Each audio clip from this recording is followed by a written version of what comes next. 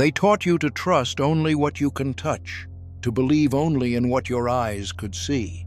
And that's exactly how they blinded you. From the moment you opened your eyes, the lie began. You were told the real is physical, the tangible is truth, and anything beyond the senses, fantasy. But hidden beneath centuries of noise and dogma, something ancient kept whispering. A truth too dangerous to be taught, yet too powerful to stay buried forever. Reality isn't made of matter, it's made of mind, and the deeper you look, the more you remember. From the moment you could form thoughts, the world began to sculpt them. You were handed a lens, narrow, rigid, and cold, one that filtered the unseen, ignored the subtle, and praised the visible. They told you that only the measurable matters, that reality ends at your skin, that your thoughts, your dreams, your feelings, they're chemical side effects, nothing more. And yet, every ancient civilization, every mystery school, every true mystic, they all said the opposite. They knew the physical world was only the surface, a shimmering skin stretched thin over a much deeper reality, one woven from vibration, energy, and intention. They called it the ether, not air, not space, not emptiness, but the breath between all things, a living current that connects matter to mind, spirit to form. To them, ether wasn't a fantasy. It was the backbone of creation, the bloodstream of the divine. It was what allowed thoughts to move flesh, what made dreams echo into action, what let silence carry meaning. And for a time, even early science believed. Before the shift, before reductionism swept the soul from the world, before the war on ether began. It didn't start in temples, it started in universities. As science turned from mystery to mechanism, ether became a problem. It couldn't be quantified, bottled, or dissected. And worst of all, it pointed to something terrifying. That consciousness wasn't a fluke of the brain, but the origin of everything. So they buried it. They replaced it with formulas, with particles, with sterile models that separated the observer from the observed. They told you spirit was superstition, that intention had no power, that you were a machine of meat and math. But the ether never left. You feel it when a room shifts as you enter, when a dream changes your waking life, when you know someone's looking before you turn. These aren't anomalies, they're cracks in the facade, glimpses beyond the veil, because reality isn't just built, it's imagined, shaped by mind, held by ether. And the more you deny that, the more the world becomes a cage, a prison of surfaces, of names, not essences, of forms, not frequencies. But the Hermeticists remembered. They mapped the layers, knew that behind every object is a vibration, behind every vibration, a thought, and behind that thought, the mind. The ether was their bridge, between the seen and the unseen, between what is and what causes it to be. Lose that bridge and you lose yourself. You become a creature of surfaces, trained to obey senses that were dulled from the start, taught to fear what cannot be touched, conditioned to dismiss what cannot be measured. And that's not an accident, because if you remembered the truth, the system would collapse. The system that rewards routine and punishes curiosity, that buries intuition beneath algorithms and wraps silence in static. Because if ether is real, then you are more than flesh, you are more than thought, you are a living ripple of the divine, and once you remember that, they can no longer control you.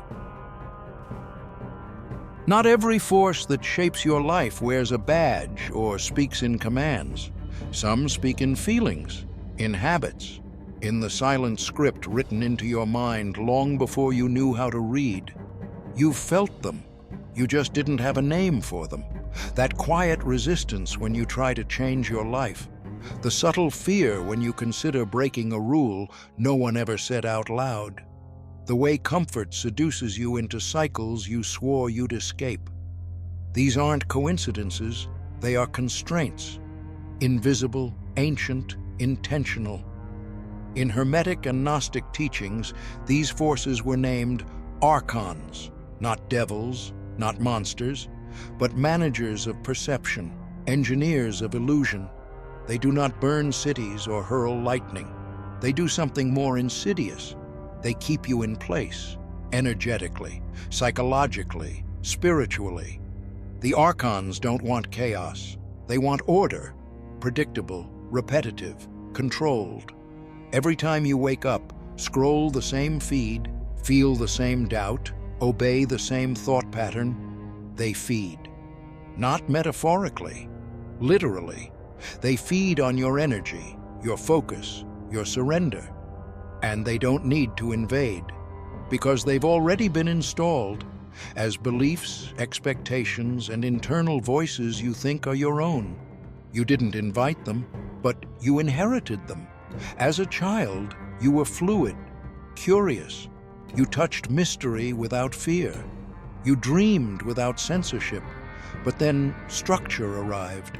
Words replaced wonder, rules replaced instinct, labels replaced essence. And through those cracks, they entered. They whispered, "This is just life. Be realistic. Play it safe. Fit in." You didn't hear them as invaders, you heard them as common sense. And that was the trap. The world they've helped build isn't one of overt tyranny. It's a world of routines, expectations, silent agreements. It's a world where conformity is rewarded and questioning is pathologized, where being obedient is called maturity and intuition is dismissed as naivety. This world isn't accidental, it's architecture, and you've been taught to see it as reality. But the Hermeticists saw through it. They taught that Archons are not creators, they are imitators, parasites of mind. They reflect back what you offer them and reshape it into control. They can't invent, they can only echo. And their greatest fear? That you'll stop echoing back, that you'll wake up. Because the moment you realize the voice of doubt, fear, and paralysis isn't your own, it starts to dissolve. Awareness is acid to their system. They engineered distraction to keep you numb. They built noise to muffle your signal. They taught you to laugh at mystery and worship the mundane. But beneath all that static, something else has always been whispering. Your demon, not a monster, not a ghost, but your inner guide, your spiritual compass, the fragment of divine intelligence embedded in your soul. The demon doesn't shout, it doesn't beg, it nudges, waits, and watches. It speaks in dreams, in symbols, in the strange coincidences that logic can't explain. It's the one that whispers, "Leave," when everything looks fine, that pulls you toward a book, a person, a path you can't explain, that aches when you lie to yourself and quiets when you move toward truth.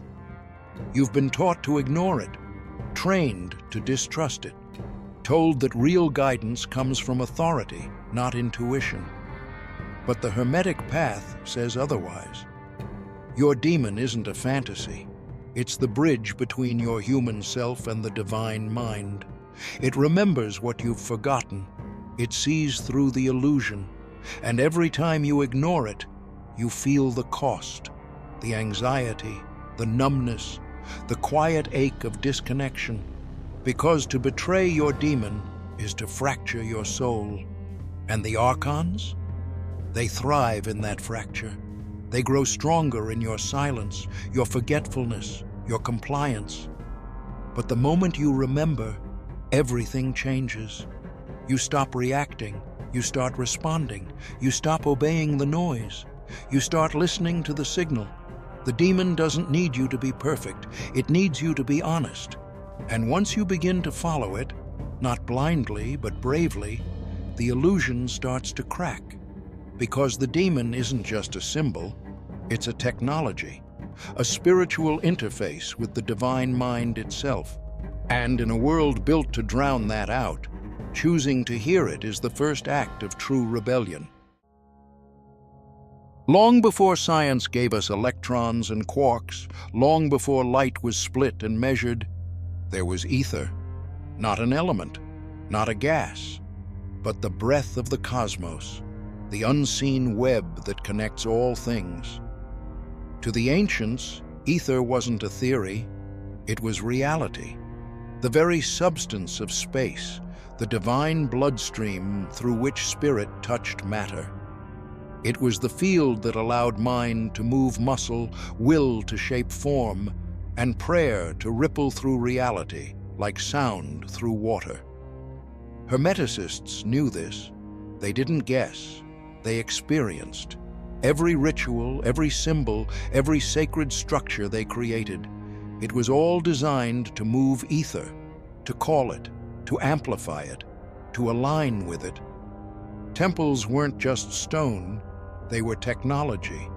Resonant chambers built to focus intention into the field. Because ether responds to mind. It listens, it moves, it remembers. And then, almost overnight, it vanished. Not from reality, but from the story we were told. Modern science declared it obsolete, not because it failed, but because it succeeded too well, because ether pointed to something terrifying for those in power, that we are not just observers of reality, but participants in it. That thought, intention, emotion, all have force. If ether exists, then energy is not neutral. It's intelligent, directed, shaped by the mind behind it. And that means the universe isn't a cold, dead machine. It's alive, fluid, interconnected. But that vision of reality can't be controlled. So ether was buried, scrubbed from textbooks, mocked in labs, sealed off behind jargon, and yet it remained. You feel it when music moves your emotions like a tide, when a room feels heavy before anyone speaks, when you think of someone and they message you moments later.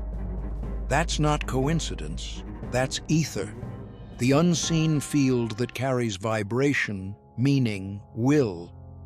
It's the reason why dreams affect the body, why belief influences healing, why silence can feel louder than sound. It's why prayer works, not as superstition, but as signal, directed force through a living field. Modern physics hints at it. Zero-point fields, quantum entanglement, non-locality.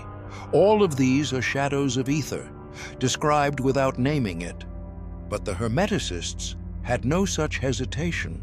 They worked with ether directly, and they taught that it does not respond to words alone, but to intention, repetition, emotion, alignment. This is why manifestation is real, not as wishful thinking, but as energetic engineering. Ether doesn't obey fantasy.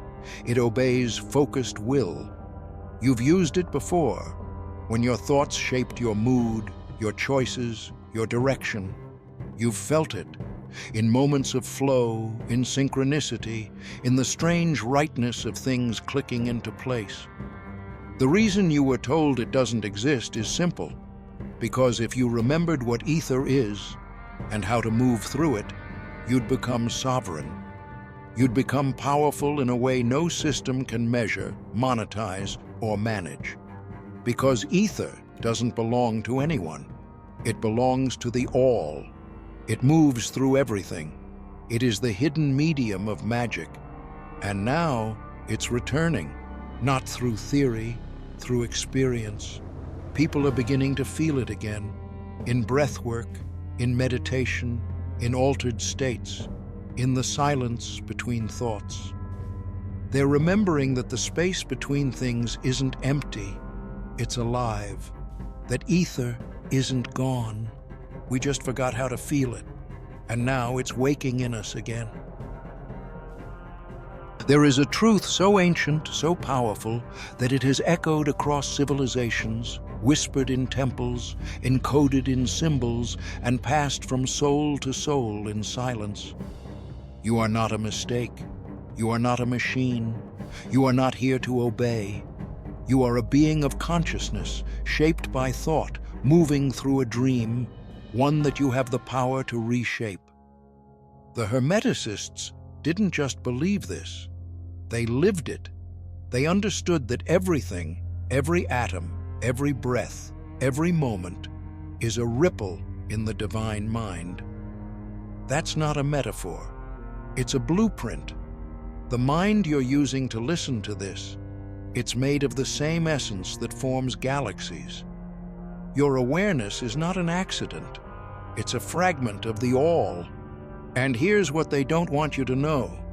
The divine mind doesn't just think you, it thinks through you. Every thought you hold, every emotion you feel, every word you speak, they shape reality. Not abstractly, literally. This is why you were taught that your imagination was childish, that your emotions were liabilities, that your inner world was irrelevant.